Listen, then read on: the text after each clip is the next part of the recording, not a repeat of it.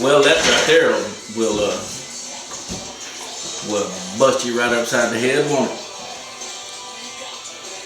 Often, when people hear this part of the secret, they recall events in history where masses of lives were lost, and they find it incomprehensible that so many people could have attracted themselves to the event. By the law of attraction, they had to be on the same frequency as the event. It doesn't necessarily mean that they thought of that exact event, but the frequency of their thoughts match the frequency of the event. If people believe they can be in the wrong place at the wrong time, and they have no control over outside circumstances, those thoughts of fear, separation, powerlessness, if persistent, can attract them to being in the wrong place at the wrong time. You have a choice right now. Do you want to believe that it's just the luck of the draw? I don't believe in luck. And obviously nor does he, or else he wouldn't put it like this. Do you just believe in that it's just the luck of the draw and bad things that can happen to you at any time? Do you want to believe that you can be in the wrong place at the wrong time, that you have no control over circumstances? Or do you want to believe and know that your life experience is in your hands and that only all good can come into your life because that is the way you think? Okay, well, that's biblical. As a man thinketh in his heart, so is he. You have a choice, and whatever you choose to think will become your life experience. Get the book. Here's another book.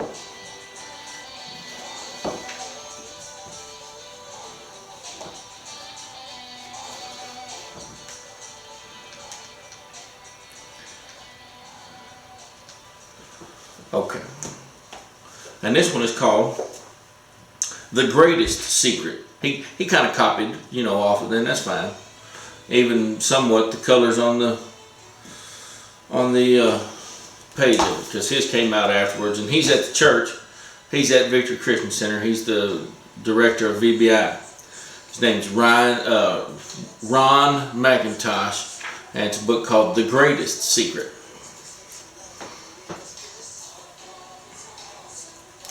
And it looks like he read that book.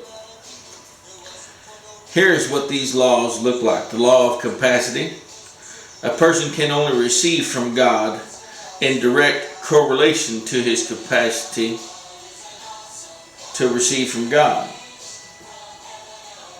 The law of, so that means we need to expand our capacity and ask God to help us to learn how to receive from Him. Because walking around in bitterness and offense sort of just shuts off your reception. Because you're constantly me-minded. You have me-itis. I had me-itis. I know it. It's a terrible disease. The law of control. People are positive in life to the extent they're in control of their lives. The law of belief. What you believe in your heart with confidence becomes your reality. Everyone manifests what they believe. They either manifest abundance or scarcity. The law of expectation. What you expect in your heart with conviction becomes self-fulfilling prophecy. Your steps are literally ordered by your expectations. So that falls in line with exactly what I just read in that book. And get the book. You can go to victory.com and I'm sure get it from the bookstore online. It's called The Greatest Secret by Ron McIntosh. It's even about the same size as the book. Okay. How much time have I got on that one?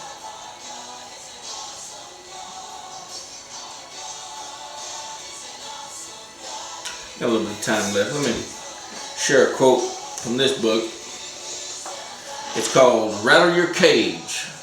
Shake fantastic ideas out of your head by Mark Lewandowski, PhD. Page 26. Opportunity is like a line at a movie theater. If you don't take the first step, you will miss the show. Page 27. It's one of those books where, it's got really big print, and so they can make a decent sized book with just a few quotes on each page, which they're cool little books. Gives me an idea for one. Successful people see opportunities that others don't. That makes me think of the guy that invented the pooper scooper. He took crap, literally, and got rich.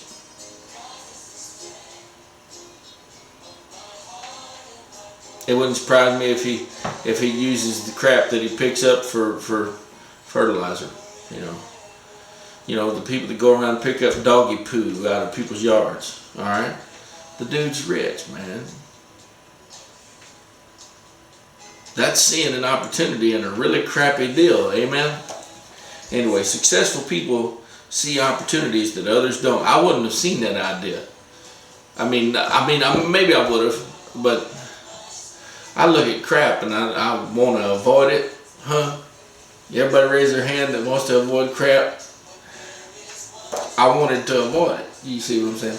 When the opportunity. Now see, he also said that God gave him the idea. Well, he was willing and obedient, and he's eating the good of the land now. When the opportune time arrives, don't delay. Don't delay when the opportune time arrives. Opportunity favors the prepared mind.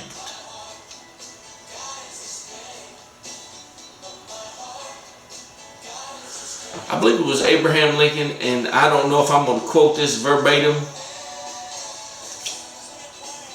but I know there will be the gist of it, and you can Google it and find out. He said, I will study, I will prepare, and my opportunity will come. Okay, study, prepare.